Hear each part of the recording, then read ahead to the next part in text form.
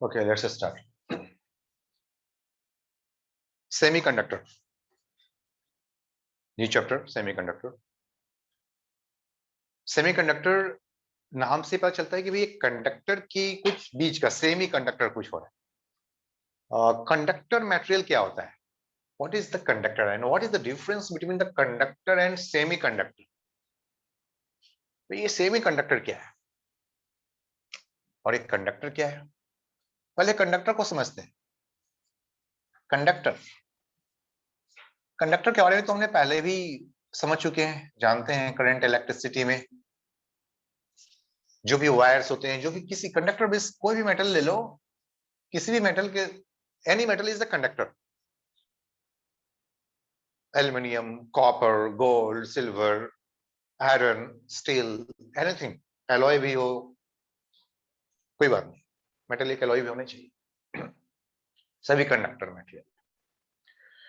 अच्छा, इस कंडक्टर की कंडक्टिविटी किस पे डिपेंड करता है? मतलब कंडक्टिविटी मींस किसकी वजह से करंट फ्लो होते हैं, या किसकी वजह से करंट होते हैं, किसकी वजह से? तो होते हैं फ्री इलेक्ट्रॉन्स की वजह से, number of free electrons.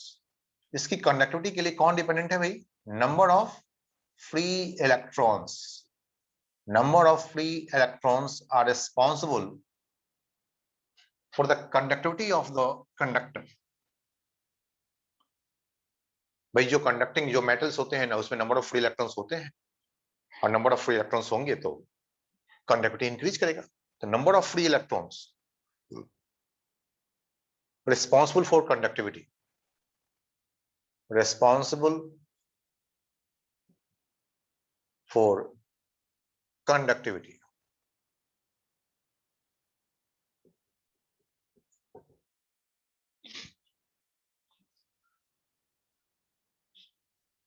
And what about the semiconductor?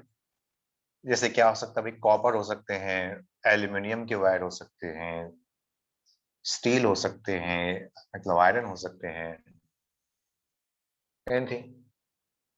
Semiconductor नाम से ही पता चल जाता है भाई, सेमीकंडक्टर कुछ कंडक्टर से ज्यादा नहीं, कंडक्टर से कम की बात हो रही है, सेमी की बात हो रही है। हाँ भाई, सेमीकंडक्टर की कंडक्टिविटी काफी कम होते हैं, ऑलमोस्ट 10 पर 11 टाइम्स, 11 to 13 टाइम्स कम होते हैं। The conductivity of the conduct semiconductor is very less. ये क्या होता है भाई सेमीकंडक्टर? अब कोई सेमी कंडक्टिंग मटेरियल के लिए क्या होना चाहिए? इसमें होते हैं सिलिकॉन, इसमें होते हैं जर्मेनियम। सिलिकॉन जर्मेनियम जनरली हम इसको यूज करते हैं। टेट्रावैलेंट, ये tetravalent.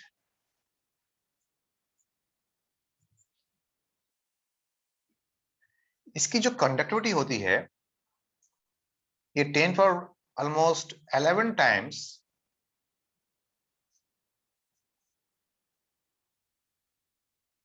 conductivity is its conductivity is 10 per 11 times less than conductivity of copper approximately zero।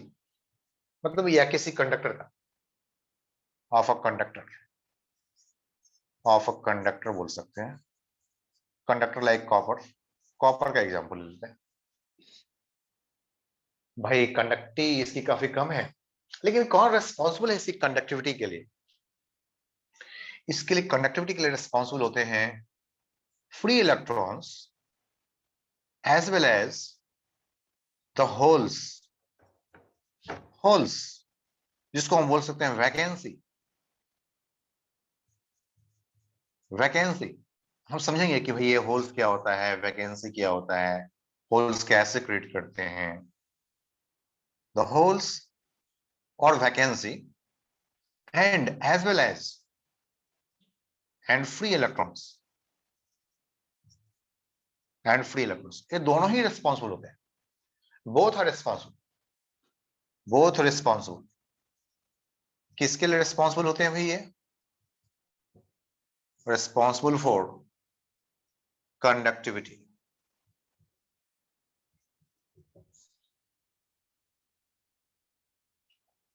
Of semiconductor.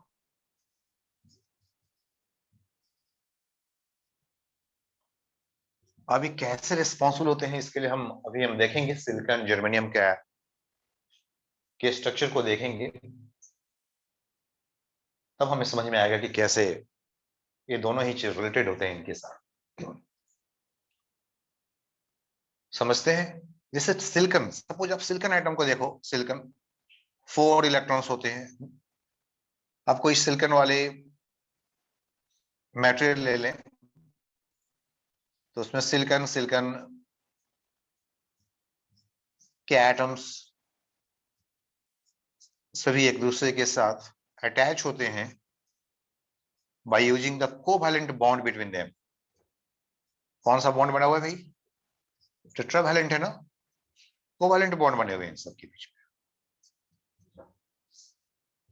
और फ्री इलेक्ट्रॉन्स तो दिख ही नहीं रहा है कहीं।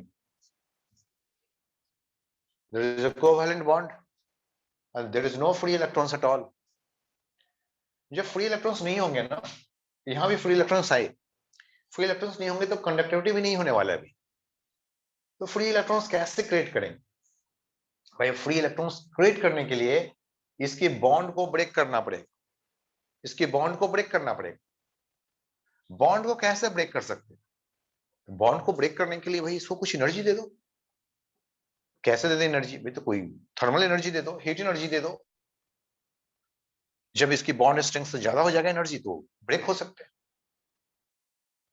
या किस कोई और भी वजह हो सकते हैं बॉन्ड ब्रेक होने के लिए।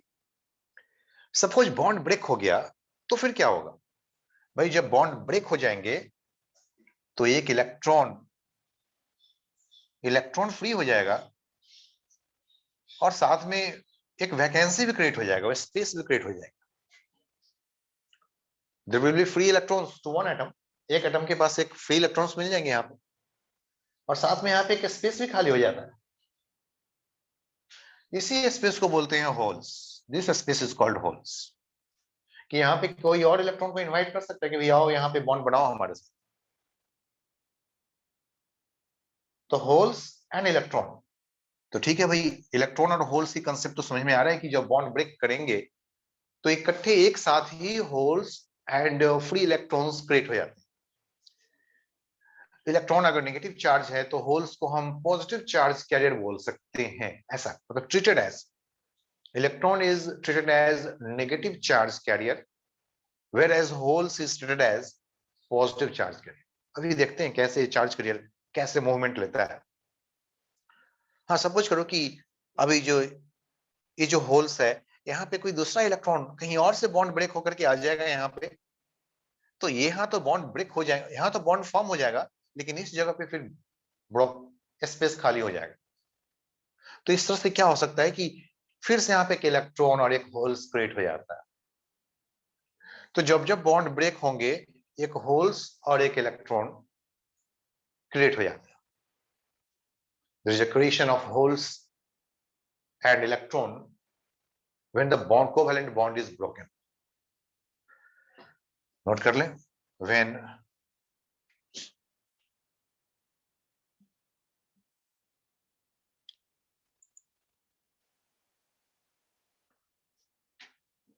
silicon germanium tetravalent conductivity is 10^11 times less than the conductivity of the conductor like copper.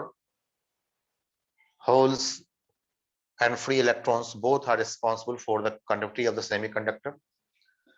When covalent bond is broken, a free electron and holes is created, and this ये दोनों ही use कर सकते हैं conductivity के लिए।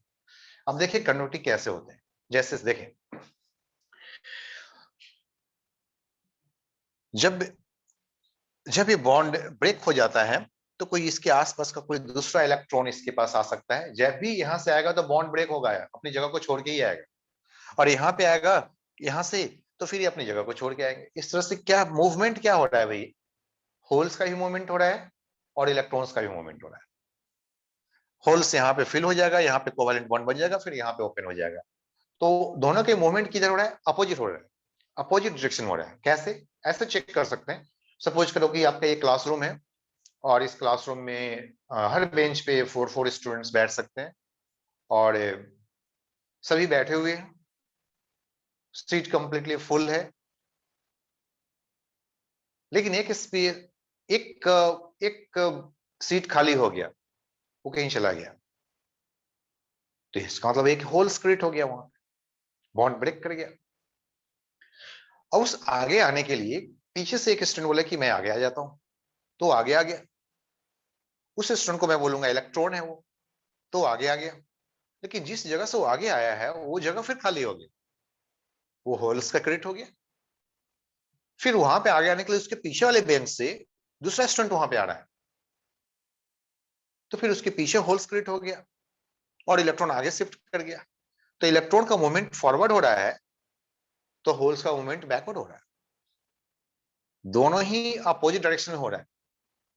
तो हम बोलेंगे दिस इज द, भाई this is the conductivity, this is the conduction. भाई वहां तो हलचल मच गया है, यहाँ तो कंडक्शन चल रहा है भाई, यहाँ तो इलेक्ट्रॉन्स जो चार्ज कैरियर्स है वो मूवमेंट हो रहा है, उनकी मूवमेंट हो रही है।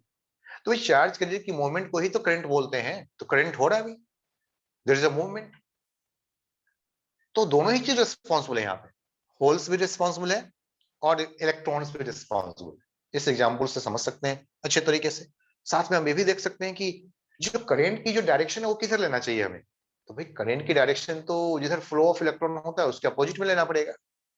तो इसका मतलब जिधर फ्लो ऑफ होल्स है उधर ले लो, अपोजिट साइड में। तो इसका मतलब है holes, the direction of the current is along the direction of flow of holes,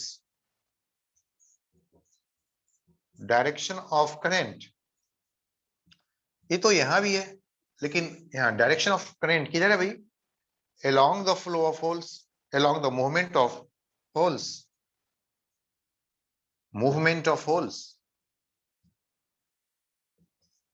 and opposite to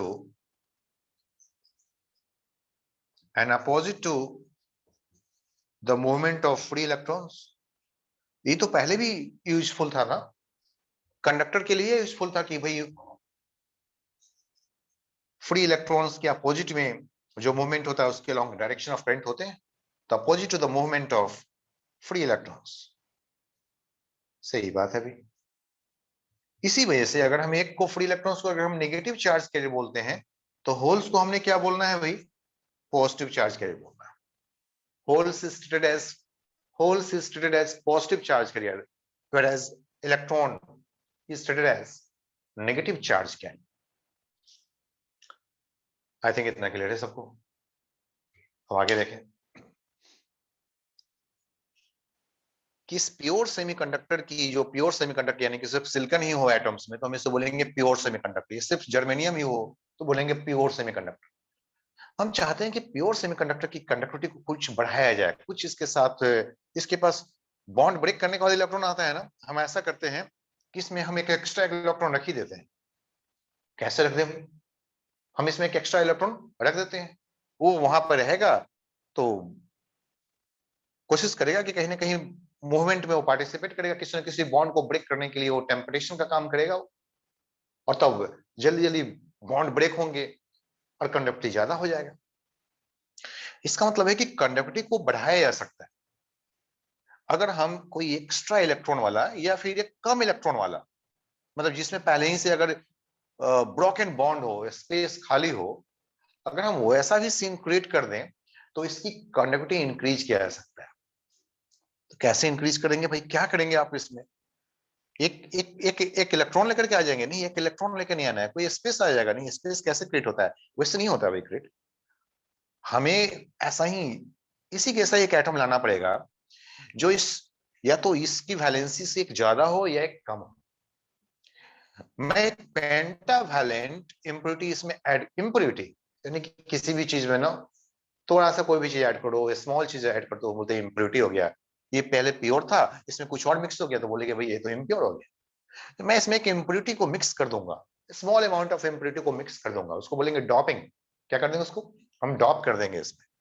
क्या डॉप कर दोगे भाई, मैं पेंटावैलेंट इम्प्योरिटी डॉप कर दूंगा। पेंटावैलेंट करोगे तो क्या होगा, एक इलेक्ट्रॉन ज्यादा हो जाए, और ट्राईवैलेंट कर दोगे तो इलेक्ट्रॉन नहीं रहेंगे एक, तो एक होल से एक स्पेस खाली रहेगा, इलेक्ट्रॉन का जगह खाली रहेगा, उसी को बोलेंगे होल्स।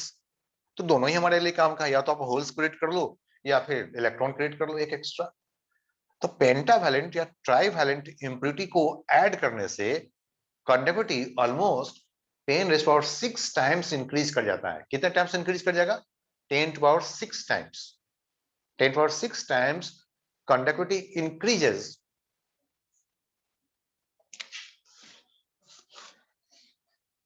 हम इसे बोलते हैं प्योर सेमीकंडक्टर।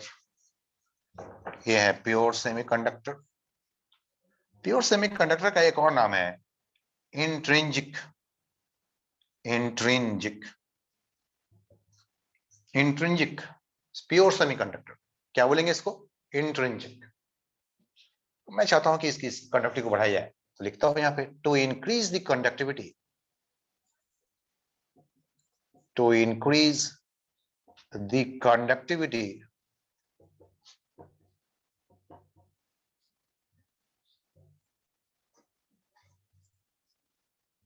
पेंटावैलेंट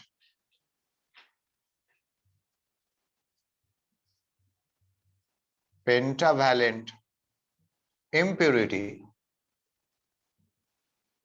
पेंटावैलेंट जैसे फास्फोरस, पेंटावैलेंट फास्फोरस, और ट्राइवैलेंट इम्प्योरिटी जैसे एल्यूमिनियम इज एडेड। थोड़ा सा ऐड कर, हम इसे बोलते हैं this process is called doping. This is called doping. This is the doping. हम इसको बोलते हैं डॉपिंग। हम डॉपिंग कर रहे हैं, इसे मिलाते हैं।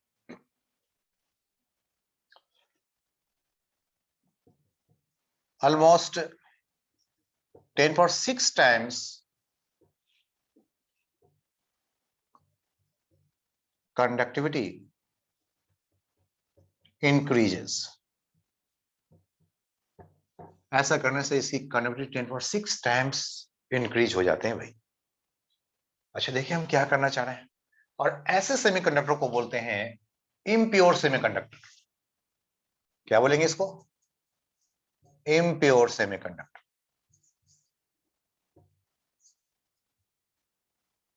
इम्प्योर सेमीकंडक्टर की कंडक्टिविटी प्योर सेमीकंडक्टर की कंडक्टिविटी से ज्यादा होता है। या फिर इसका एक और नाम है extrinsic semiconductor. Extrinsic extrinsic semiconductor. Extrinsic semiconductor देखें कैसा होता है इसका स्ट्रक्चर। हमारे पास है सिलिकॉन, इसमें हमने एक ड्रॉप कर दिया फास्फोरस पेंटावैलेंट इम्प्योरिटी ऐड कर दिया। फिर अगली बार हम दिखाएंगे वहां पे भाई थोड़ी सी ऐड किया तो बाकी सब इसके चारों तरफ अब क्या रहेगा? सिलिकॉन सिलिकॉन ही रहेगा ना। तो बाकी सब जगह इसमें सिलिकॉन सिलिकॉन ही है। ये एक्स्ट्रा यहाँ पे एक इलेक्ट्रॉन, देखो एक इलेक्ट्रॉन यहाँ पे एक्स्ट्रा मिल गया। अब देखो इलेक्ट्रॉन, इस इलेक्ट्रॉन की टेंडेंसी क्या रहेगा देखना। क्या चाहता है इलेक्ट्रॉन? ऐसे एक एक्स्ट्रा इलेक्ट्रॉन आकर के पूरा कंडक्शन रेट को बढ़ा देता है। अब जैसे कि ये बिल्कुल वैसा ही एग्जांपल हो जाएगा क्लासरूम के एग्जांपल के जैसा, जैसे कि सभी बेंच बिल्कुल कम्प्लीटली फुल है, जितने भी सीट स्पेसिफाइड है सभी सीट फुल है, लेकिन फिर भी एक एक्स्ट्रा स्टूडेंट आ गया है और उसे भी क्लास करना है। तो लेकिन सीट फुल हो चुके हैं, क्या करें? तो उसने कहा कि भाई मैं यहाँ पे खड़े होकर के ही क्लास कर लेता हूँ, पढ़ने से मतलब है, क्या करना है, थोड़ी सी खड़े रह जाएंगे, दिन भर तो बैठे ही रहते हैं, खड़े होकर पढ़ाई कर लेते हैं। तो ठीक है, इज रेडी, पढ़ाई करने के लिए बैठ गया और खड़े रह गया और क्लास चल रही है। लेकिन फिर कोई एक स्टूडेंट आया और उसे कुछ जाना था, वॉशरूम जाना था, चला गया, खाली हो गया, जगह स्पेस खाली हो गया। अब वो आकर के वहां पे बैठ गया कि भाई देखो मैं तब से खड़ा था, मैं बैठ गया यहाँ पे। भाई वो बैठ गया तो फिर वापस तो आ गया, वो तो है वहीं पे, फिर वापस आ गया। तो इस तरह से क्या हो गया, वो बैठ गया तो फिर एक कंडक्शन स्टार्ट हो गया। लेकिन फिर वो कह रहा है, फिर कोई दूसरा बोला कि चलो भाई तुम आ जाओ, तुम बैठ जाओ, काफी देर से तुम खड़े हो। तो फिर वो आकर के बैठ गया तो फिर दूसरा खड़े हो गया। तो इस तरीके से एक टेम्पटेशन का काम करता है, किसी को कोई जगह प्रोवाइड करता है कि यहाँ पे है, ये बॉन्ड को मतलब जगह प्रोवाइड करने का मतलब क्या है, कोई अपना सीट तो छोड़ रहा है, सीट लीव कर रहा है, इसका मतलब क्या है, बॉन्ड ब्रेक हो रहा है। तो ये किसी बॉन्ड को ब्रेक करने के लिए टेम्प्ट कर रहा है कि भाई तुम अपना बॉन्ड ब्रेक करो, तुम यहां से हटो, मैं यहाँ पे आऊंगा और तुम खाली हो जाओ। फिर बोलेगा भाई मैं खड़ा हूं भाई, तुम अब यहाँ से हटो, मैं यहाँ पे आऊंगा, मुझे बैठने दो, मेरा भी अधिकार है बैठने का, मुझे भी क्लास करनी है ना। तो ऐसे ऐसे करते हुए फिर यहाँ पे कंडक्शन स्टार्ट हो गया। अगर ये नहीं होता तो ऐसे ही चलते रहते क्लास, टेम्परेचर नॉर्मल होता, बॉन्ड ब्रेक नहीं करते, और इसकी कंडक्टिविटी क्या होता, जीरो हो जाता। लेकिन इसकी आने की वजह से कंडक्टिविटी क्या हो गया, इंक्रीज कर गया। या फिर अगर ऐसा नहीं होता, अगर हमने ट्राईवैलेंट इम्प्योरिटीज में ऐड कर लेते, तो ट्राईवैलेंट इम्प्योरिटी मतलब एल्युमिनियम, तो एल्युमिनियम के आसपास क्या रहेगा भाई, सिलिकॉन सिलिकॉन, क्या रहेगा, सिलिकॉन सिलिकॉन, क्योंकि एल्युमिनियम तो कम ही है, ये तो इम्प्योरिटी के तौर पे है। मेन मेन चीज तो हमारा सिलिकॉन का है। भाई साहब आपने ये क्या है, ये पूरा ये फुल बॉन्ड मत बनाइए, ये एल्युमिनियम है ना, इसके पास स्पेस खाली है, यहाँ पे ऐसे ब्रोकन बॉन्ड बना दिया, ऐसे ब्रोकन बॉन्ड बना दिया, जगह खाली है भाई, यहाँ पे एल्युमिनियम के पास तो है ही नहीं, इसके पास स्पेस खाली है, there is a holes, there is a whole.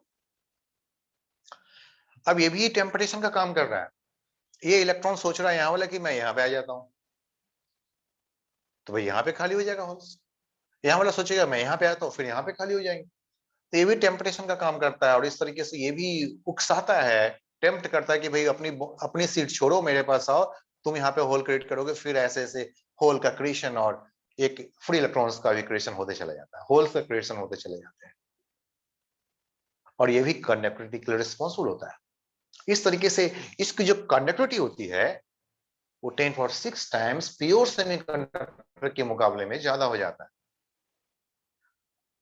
तो क्या कहेंगे इस तरह के सेमीकंडक्टिंग मटेरियल को, एक तो इम्प्योर हो, तो बोल देते भाई तुम तो इम्प्योर सेमीकंडक्टर हो, तुम क्या हो, एक्सट्रिंजिक सेमीकंडक्टर हो, लेकिन तुम में जो है ना नंबर ऑफ होल्स ज्यादा है, और तुम में जो है नंबर ऑफ इलेक्ट्रॉन्स ज्यादा है। किसकी डोमिनेंसी ज्यादा है भाई इसमें, इलेक्ट्रॉन का, इसमें नंबर ऑफ इलेक्ट्रॉन्स ज्यादा है और इसमें नंबर ऑफ होल ज्यादा है। भाई तुम इलेक्ट्रॉन के जैसे हो, तुम होल्स के जैसे हो, तुम नेगेटिव हो, तुम पॉजिटिव, पॉजिटिव यानी कि पी, तुम पी टाइप हो, तुम एन टाइप हो, क्या बोलेंगे इसको, N type semiconductor, negative negative type semiconductor, हम इसको नेगेटिव टाइप सेमीकंडक्टर बोलेंगे। नोट करें कैसा सेमीकंडक्टर बन गया भाई ये, एन टाइप नेगेटिव टाइप। यहां हटा दें इसको पहले वाली, ये लीजिए,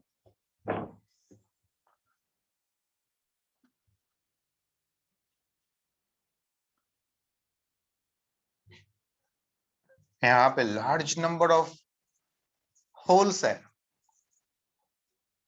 अच्छा मतलब large number of positive charge career, क्या बोलेंगे इसको, पॉजिटिव चार्ज कैरियर। होल्स का एक और नाम है positive charge carrier, there is a positive charge carrier. यहाँ पे क्या भाई, there is a negative charge carrier, large number of negative charge career.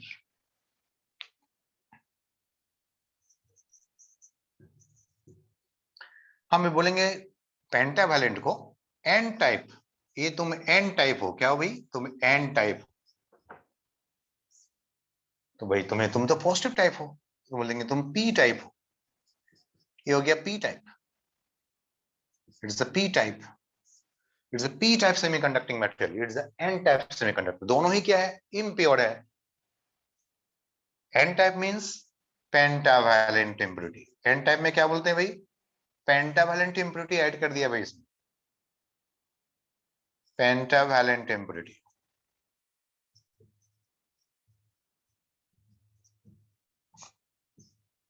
और पी टाइप में क्या कर दिया भाई, ट्राईवैलेंट इम्प्योरिटी ऐड कर दिया,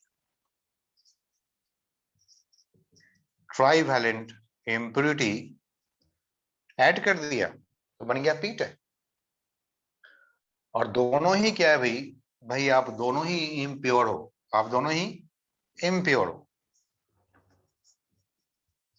आप दोनों ही क्या हो, एक्सट्रिंजिक हो, एक्सट्रिंजिक मैटेरियल, दोनों ही इम्प्योर सेमीकंडक्टर,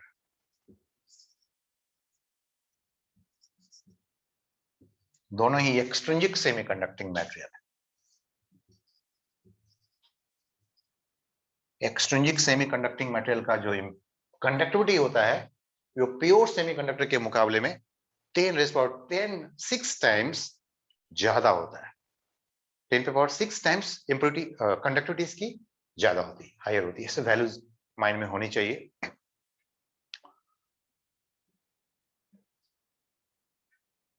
क्लियर है सबको?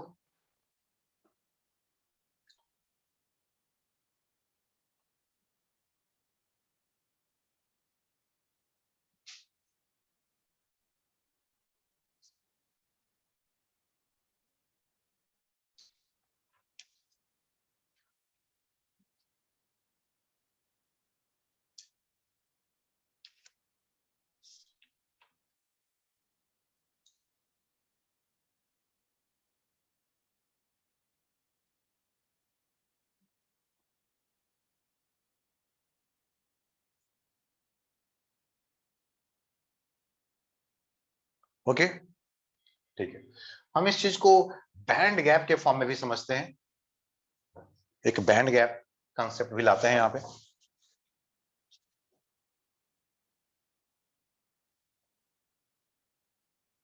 एनर्जी बैंड, और देखो इसको थोड़ी अब एनर्जी बैंड के रूप में समझा जाए इसे। एनर्जी बैंड,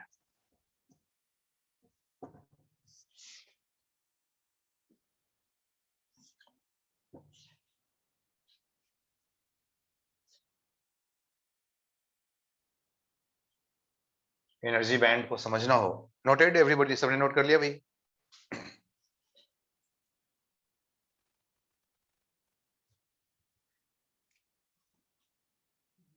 एनर्जी बैंड, अगर एनर्जी बैंड को समझना हो तो हम फिर से